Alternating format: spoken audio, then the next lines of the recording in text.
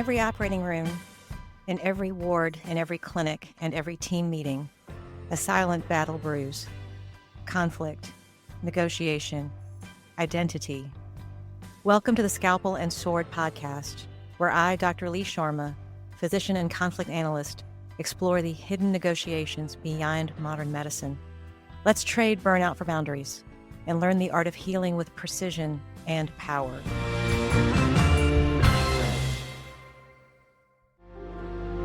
You've spent years making careful decisions with lasting impact.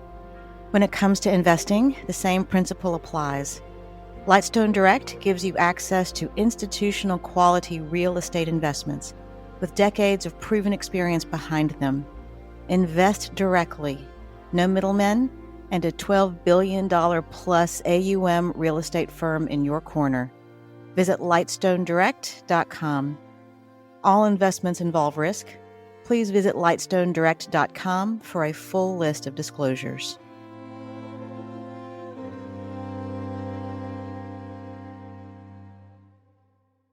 Hello, my peaceful warriors. Welcome to the Scalpel and Sword podcast.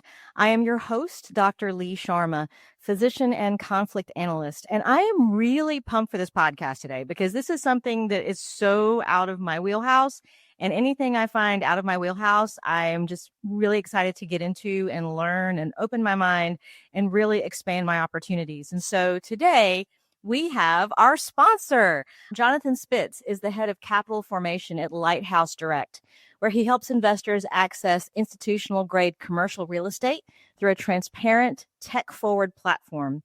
With more than a decade in private real estate, Jonathan has advised financial professionals, family offices, and high net worth investors on long-term strategy, risk, and disciplined wealth building. And I really want to get into that.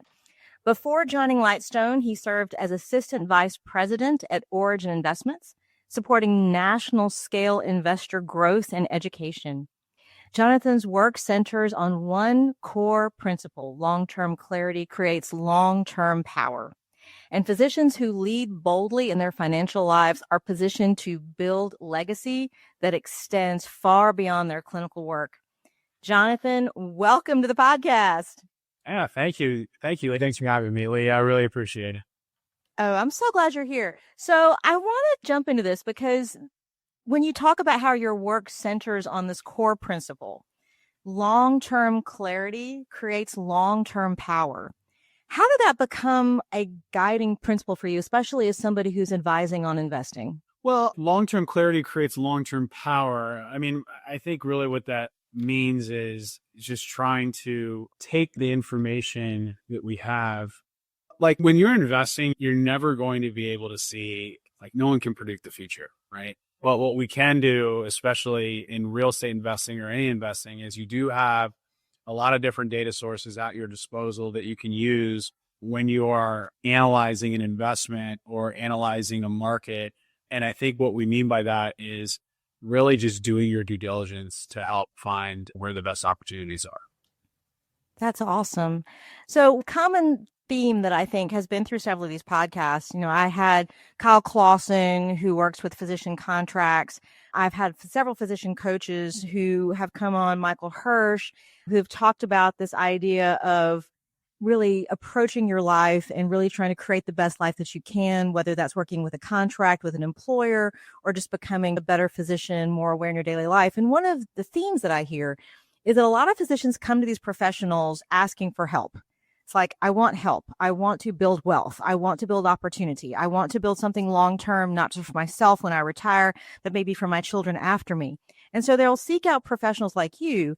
But when you sit down and talk to them, they really don't know what they're looking for. They say, I just want better. I want more. I have a general idea, but there's this lack of really, truly detailed imagery or intent behind that. Is that something you see a lot in physicians that come looking for your services? Yeah, absolutely. I mean, look, I've been working with physicians for about 6 years. And I think what's so unique about working with physicians is, in my experience, so many doctors and physicians, while you were pursuing undergrad or during residency or starting to kick off your career in medicine, so many people are laser focused solely on that career because it is incredibly intense. A few of my neighbors are physicians. I mean, they are in the trenches all day, every day, and they don't Right. have necessarily the time to go learn about investing. What I love about physicians, though, is there's always this genuine curiosity, which is what I love.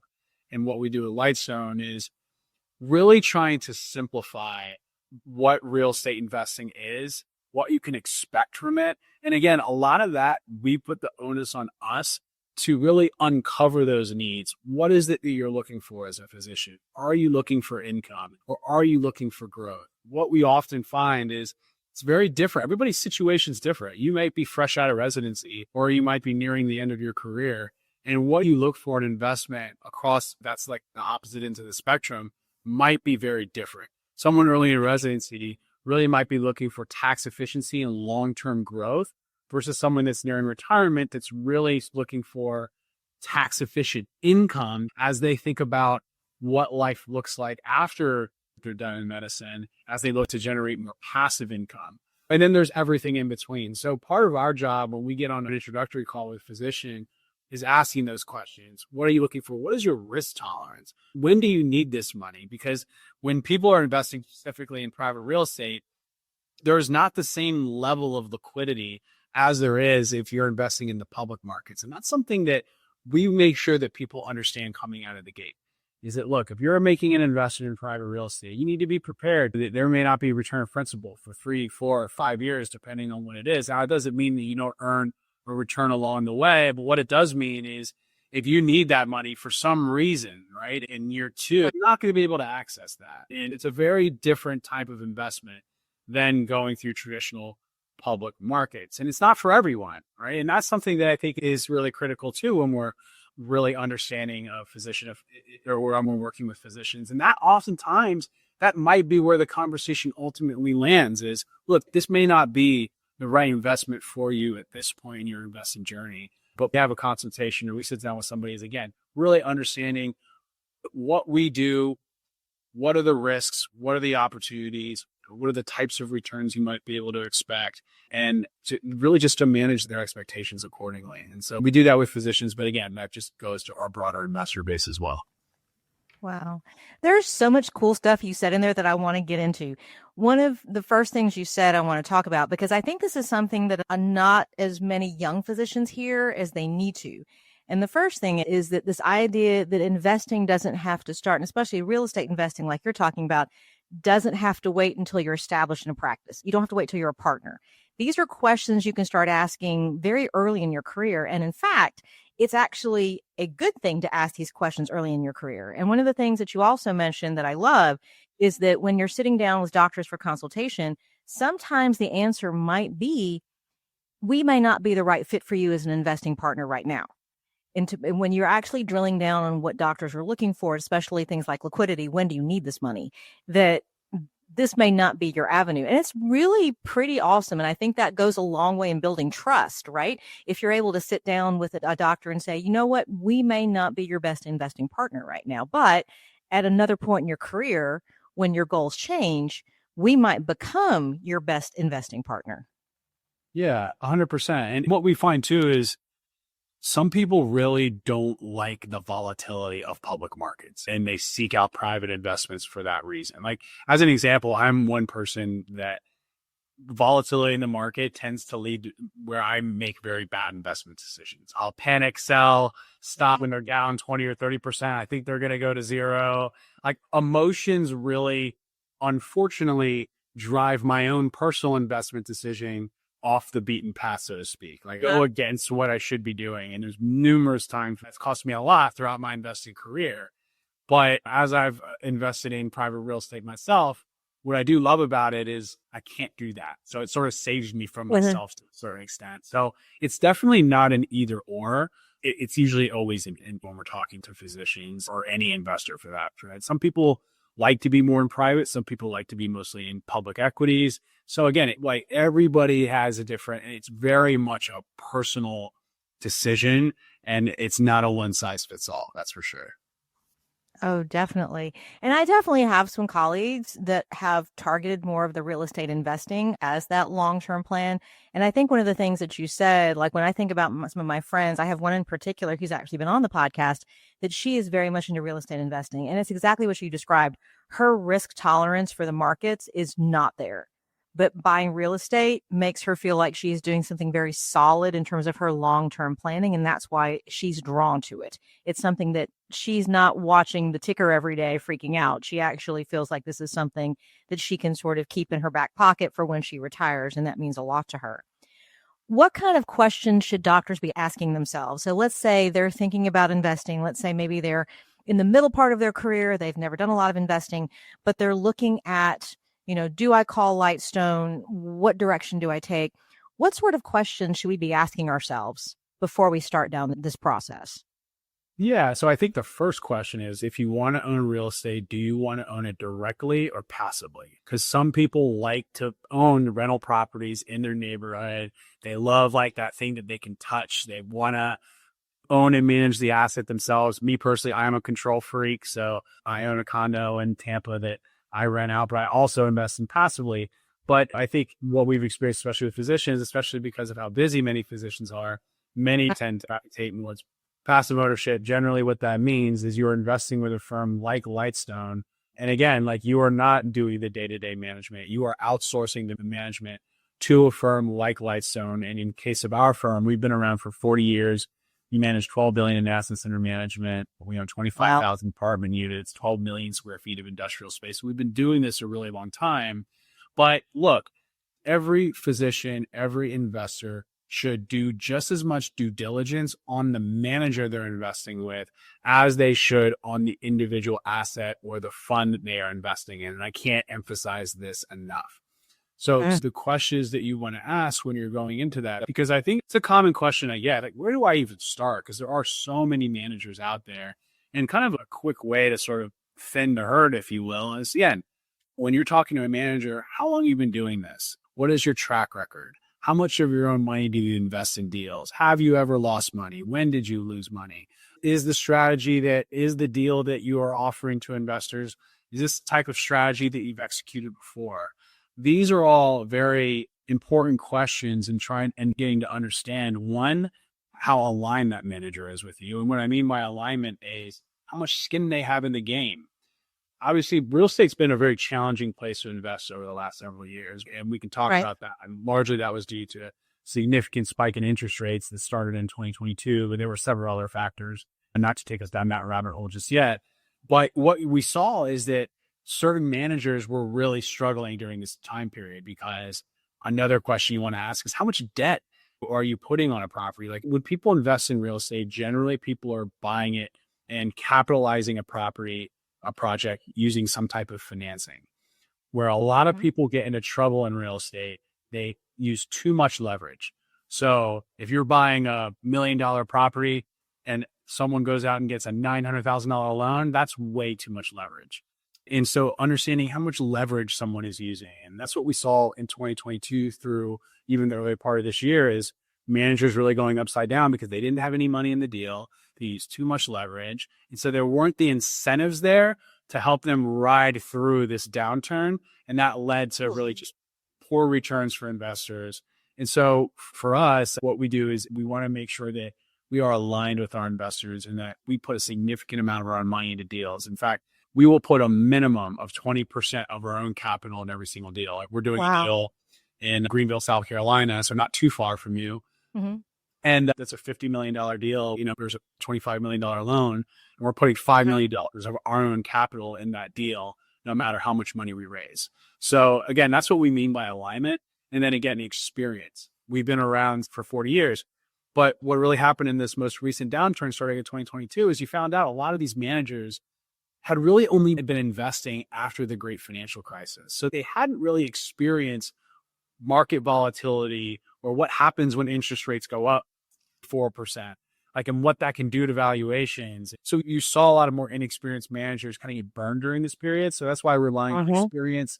And then what is unique about them, right? And for us, again, we invest across multiple asset classes. We have a vertically integrated firm. And what that means is we have in-house property management. We have in-house asset management, acquisitions. We want to control every part of the deal. And again, so like these are the types of questions and things you want to uncover as you interview managers about what types of deals. And then the last part is, do you have access to that manager? Right? Like, or do you have to get it through a registered investment advisor? So if things go wrong, you have no one at the firm to actually talk to. And part of what we preach at Lightstone is you have direct access to our firm and our people. That's really my team's job. We run the capital formations team. We want to make sure that every investor has a direct point of contact at the firm that you could talk to when the market moves, because that's critical. I've been in the real estate business over a decade. The market's going to move around, especially if you make an investment, it's for your time period. The market's going to move around over that period.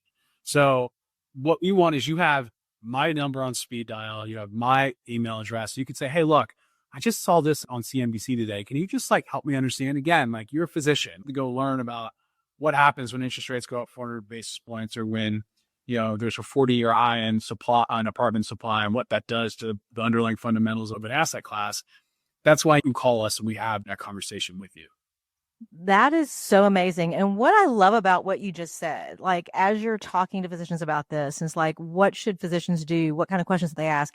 Everything that you said that physicians should be asking you and really expecting from Lighthouse and expecting from any firm that they're working with in terms of real estate investing is exactly what a patient should ask a surgeon before a procedure. Every single thing you just said. How many times have you done this? What's your experience level? What's your complication rate? All of those things are basically what you just articulated. And so if, as a physician, if I think about this as, okay, I'm talking to this real estate investment firm and I want to know, I don't have no idea where to start. And I think about it as these are professionals who have longevity in their field. What would I expect somebody to ask of me? As a professional, they want me to do a procedure for them. And everything you just said, right down to the access point, the idea that they have communication with you, they can reach you. If they need you, this is how you can get in touch with me 24 hours a day. Everything you just said is a perfect parallel for what we are trying to deliver as surgeons and physicians. And I love that the way you articulate that. As soon as you were talking, that really resonated with me. The other thing that I really love that you said about Lighthouse is that everything is vertically integrated, that you're not outsourcing this stuff. If I call and ask a question about a specific idea or a specific property, you're not having to call somebody in another state to get this. This is all in one place. And as a result, there is a level of assurance for me as an investor that I know that you're not calling somebody else to get this, or this is somebody who's in-house that you know that you trust. And so if I'm talking to you about my investments, the person that you have in-house to answer that question is somebody you also have a relationship with. That's powerful. Yeah, it is. And candidly, not how things have been done on the private real estate side. And, it's funny you said that. I've never thought about interviewing my physician before, but now that you say that, I feel like I need to take the approach that we do here and apply that medicine as well. So that's certainly a takeaway for me. But no, you're absolutely right. And candidly, like if you look at, private real estate, this is not a new industry. It's been around a long time, but oftentimes the way a lot of investors have gotten into these investments has been through brokers or been through advisors. And there's nothing wrong with that necessarily. I think, again, to each his own. But again, I think what's becoming more mainstream is, again, firms like Lightstone that want to build direct relationships with their investors because it is a long-term partnership. It is like a mini marriage, so to speak, right? And sometimes it can last a long time. And so you want to make sure that you can talk to these people and that you understand who the people are at the firm. You understand who the head of asset management is because you've heard them on a webinar, you've talked to them personally. Again, now it's the type of access we want to provide to our investors. And we think that's really going to be the next evolution of this business, building these types of long-term relationships and partnerships. That's so amazing. You mentioned residents, and I want to come back to this because I think sometimes physicians who are early in their careers, they're building a practice or they're building relationships with their new other doctors. I mean, it's a very stressful time. Your learning curve is basically vertical when you walk out of residency in your first 2 years in private practice. Sometimes I feel like for a lot of these doctors, they may think they don't have time to invest. I don't have time to do this. This is not something, my head's going a billion different directions. When people first start talking to you at Lighthouse, what kind of time commitment should they be looking at as they're first sitting down to have these conversations with you? And again, that's one of those things that I've noticed, especially with physicians, is very much a preference, because what we try to do on our team is to try to compress that learning curve. Because look, it is a lot. You get like an investor deck or an offering memorandum. That's 20 pages and it's got a pro forma in there. It's got information about the market, the business plan, the fees, and you got to understand how these things work. And so what we do is we really want to compress that learning curve so that you're not. And then there's a private placement memorandum, which is essentially the governing document of these investments. And they're long, right? It's like, think of a terms of service. Like they can be 50, 60 pages. Some people want to read every part of it, when they want to see our track record and they want to understand the org charts of the business. And like, so all of that is available. That's going to be a time consuming process, no doubt. But I also understand you're taking your hard earned money and you're investing it. Some people want to dive into those details and want to understand how it works. And like, we want to make sure that we can provide all the information that you need to make an informed decision. But some people don't have time for that. And again, don't even know where to start looking. So a big part of our business that we're going to be making sure that we're providing is education in a lot of different mediums. Some people prefer things like podcasts, like what we're doing right now. And we're going to make sure that we provide sessions that are all about manager due diligence. So what questions you should be asking? What are some red flags to look for? And then some people though that I talk to, like we have an hour-long conversation. We go through the deck, we go through the fees, and that's enough for them to make an investment decision. And they can look at our track record and they say, okay, I'm comfortable with starting with something small. And if you do what you say you're going to do, maybe we'll do more business down the line. I think it very much is a personal decision as far as how much time you want to allocate to this. What we want to provide at Lightstone is, one, the ability for prospective investors to come have these types of conversations with us directly. And sometimes it takes 2 calls. Sometimes it takes 3 calls. There's no limit here to how often you talk to us. That's the beauty of this whole thing. Then we also want to create on-demand resources where maybe you're driving on your car ride home and you want to listen to a podcast like this, and you can do so at your leisure. And again, do so audibly. Maybe go for a walk. That's how I personally like to ingest information a lot, especially stuff like this that can be dense. I like to be on the move. So it very much depends. But we want to provide for people who like to learn in all sorts of different ways, and we want to meet them where they're at in that regard, and they're in their investor journey. That's huge. I think because as I'm sitting here thinking about how do we get physicians into investing, how do we get them to actually embrace this idea of real estate investing, especially working with Lighthouse, one of the things I kind of am thinking about are what are the general obstacles that we have to getting into this realm? What keeps us as doctors from approaching it? And I think that's a big one. I think we as physicians, of course, and I think this is getting better, but in general, like my generation, I graduated in 93. We had no business training. We had no business education whatsoever. So everything that I have learned, I have had to learn on the fly. I've had to, like you said, listen to podcasts or watch CNBC or anything that I've had to do to collect that. Thankfully, my husband has a great head of business. My office manager is amazing. So I've learned a lot from them, but I would definitely be that person if I was sitting down with you at Lighthouse. It's like, okay, give me a couple of videos to watch, give me some stuff to read, and then let's sit down and talk for an hour, because I would definitely need help assimilating that information.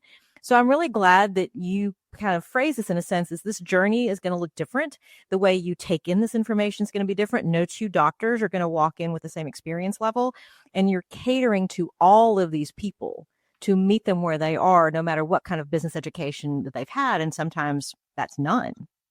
Yeah, 100%. Very common. Very common. So Lightstone, as one point of correction, I know you said Lighthouse. Lightstone is the name of our company. But sorry. Yeah, no, all good. But that's really it. Again, especially now, because we have people that really run the spectrum of real estate investing experience. And like, honestly, there are a lot of physicians that are quite experienced on this end, right? And that have built significant portfolios of rental properties or significant portfolios of investing across multiple managers. And like, yes, we hope you consider us, but you should diversify your manager exposure as well. And so there's a lot of people that do that. And we just want to help wherever we can. I'm a firm believer that you really do have to give to receive. And so part of what that means is like, how can we give out as much information and much education and time, more importantly, so that people feel comfortable. Like the last thing you want is for someone to feel rushed in this type of decision, and then they fund their investment and and then you can hear that they're unsure, Yeah. second thoughts, because maybe they fully understand it. And so the education comes after the fact and you have to really bring them back. So we want to really prevent that. And part of that is, again, goes back to the beginning. Because to your point, like people sometimes they just don't know the right questions to ask. And so we try to help create that catalyst early on in the conversation to really understand where someone wants to be with their investment. Yeah. So like I'm here, you're talking about your approach at Lightstone and that you're really making space for people to ask these questions. And definitely as you're talking, I hear that as a green flag that, you're not pressuring investors, you're giving them space, you're actually hearing where their experience level is. Cause I'm sure that's part of what you're doing as you're interacting with investors, with physicians, you're getting a feel for their experience level and their knowledge level. So let's say you have a physician and you're trying to give them some advice. And definitely, I think Lightstone has a lot of green flags, but you also mentioned red flags. What kind of red flags should doctors look for if they are looking for real estate investments? They're actually looking at different places, they're shopping, they're listening to this podcast, they're interested in talking to Lightstone.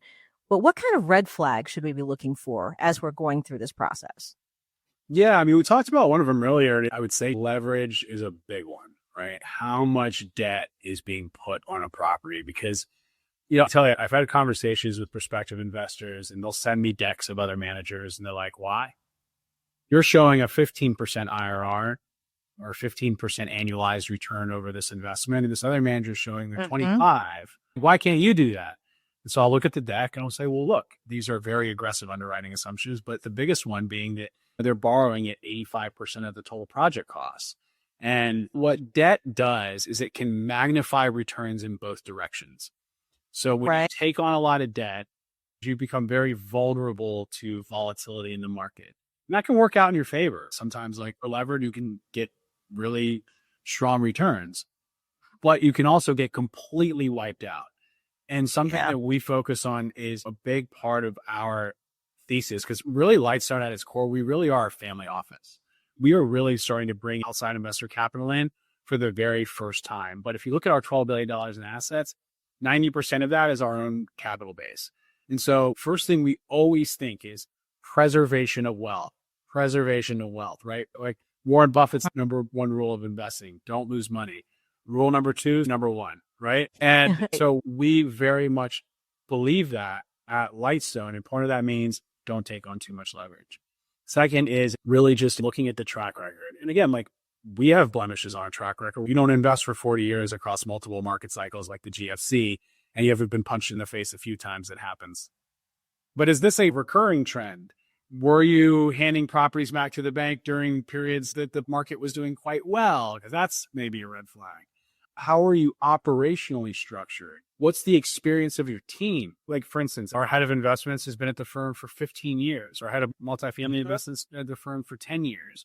So they've been investing in the space and at the firm for very long periods of time.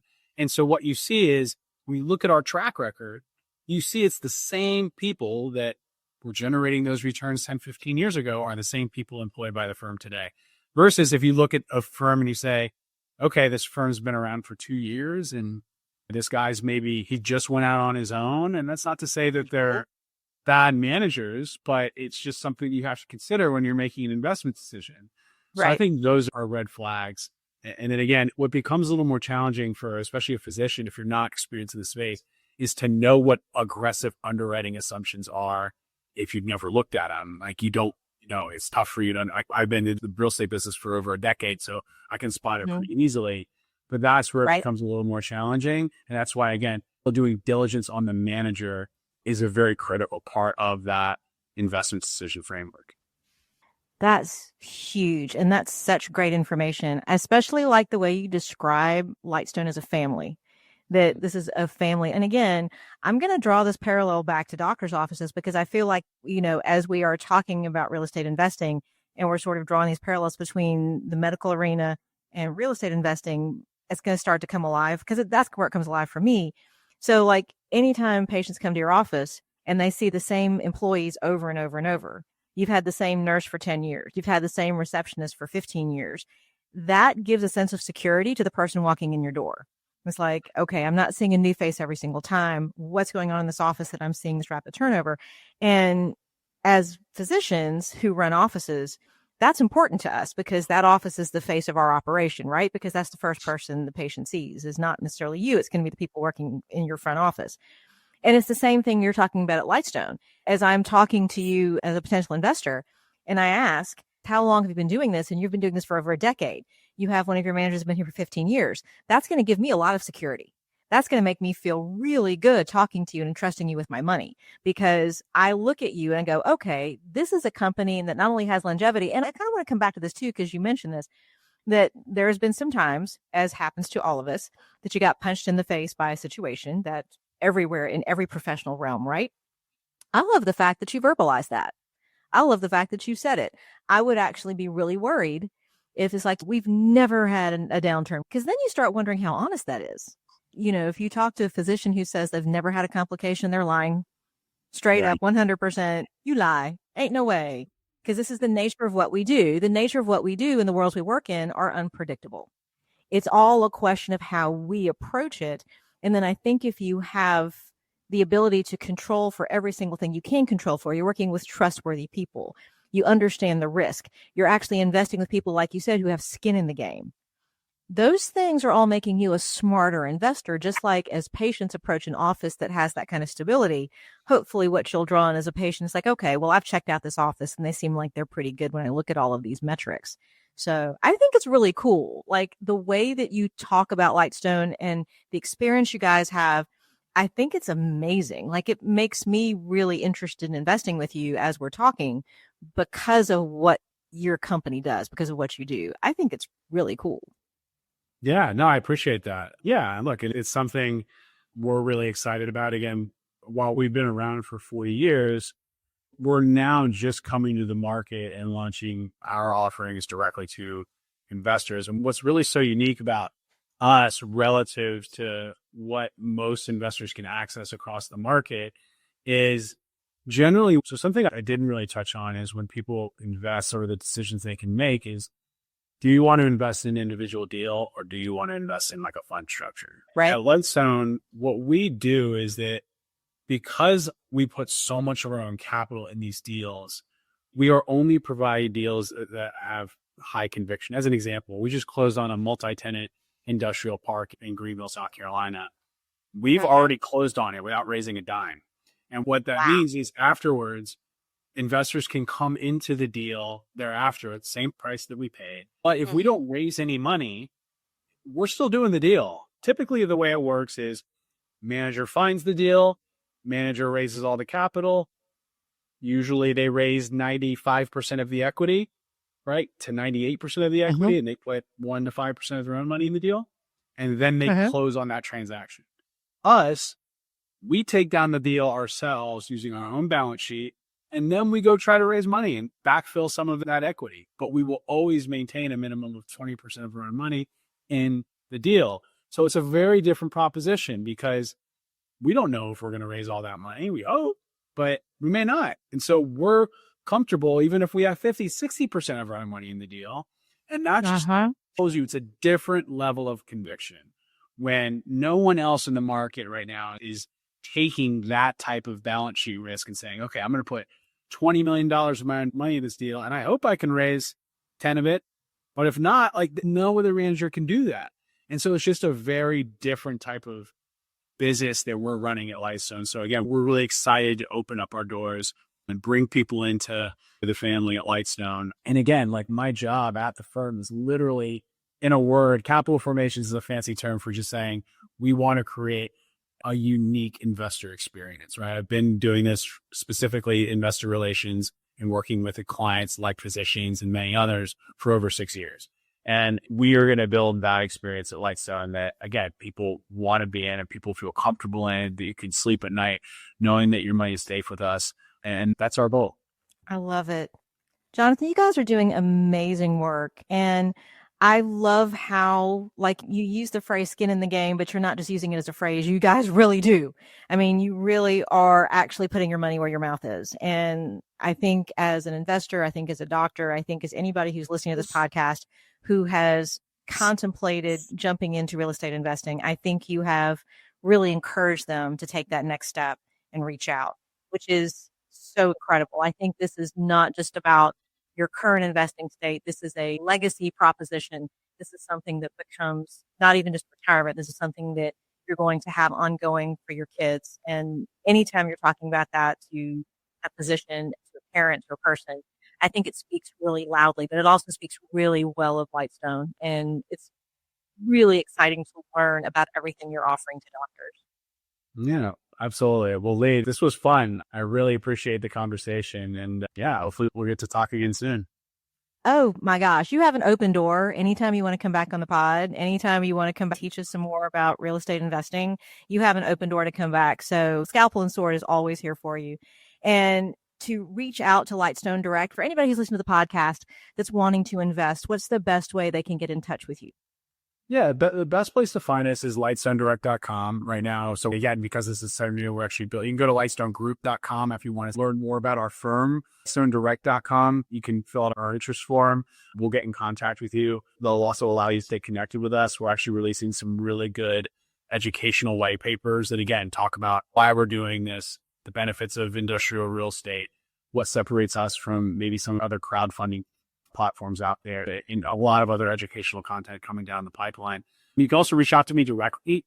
My email is jspitz, JSPITZ @lightstonedirect.com. Again, would love to, if someone's just getting started on their real estate investing journey and just wants to chat, I'm happy to do that as well. Any value that I can add in that regard, I would love to. Fabulous. And we will put the website and your email in the show notes so our listeners can reach out to you.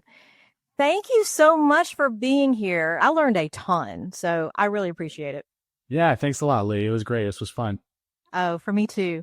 For all of our listeners at the Scalpel and Sword, thank you so much for joining us. And until next time, be at peace.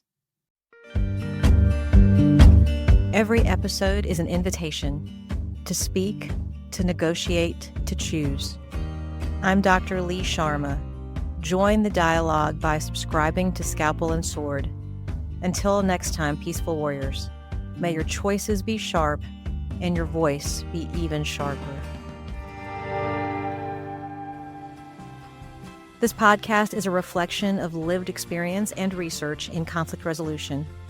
The Scalpel and Sword is not intended as medical or legal guidance.